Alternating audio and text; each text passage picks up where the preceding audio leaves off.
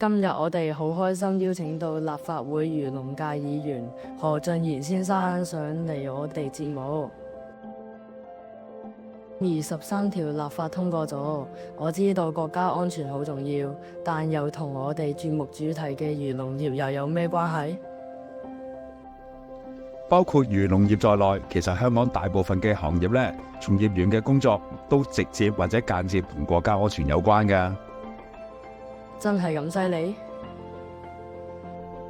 其實之前呢就有個案例嘅，我哋港澳流動漁民，即係我哋香港嘅漁船呢，喺我哋南中國海見到一隻外國資源探測船，明顯地就將一啲設施咧抌咗去我哋海域嘅範圍裏邊，話就話係探測海洋資源。咁我哋咧就即時聯繫咗周邊嘅一啲嘅漁民，同埋我哋相關嘅部門咧，一齊去阻止呢啲咁嘅行為。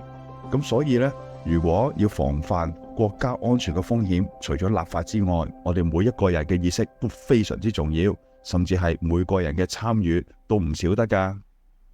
原來漁農業都可以幫助到國家安全，如果我都可以幫到手就好。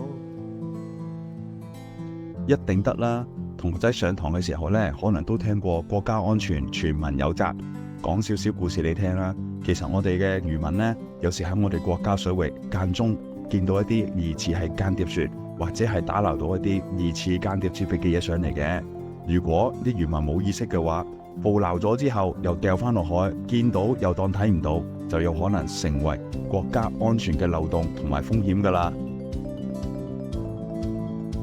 非常多謝何俊賢議員為我哋講解國家安全全民有責，期望大家可以共同努力，讓香港可以變得更加美好和安全。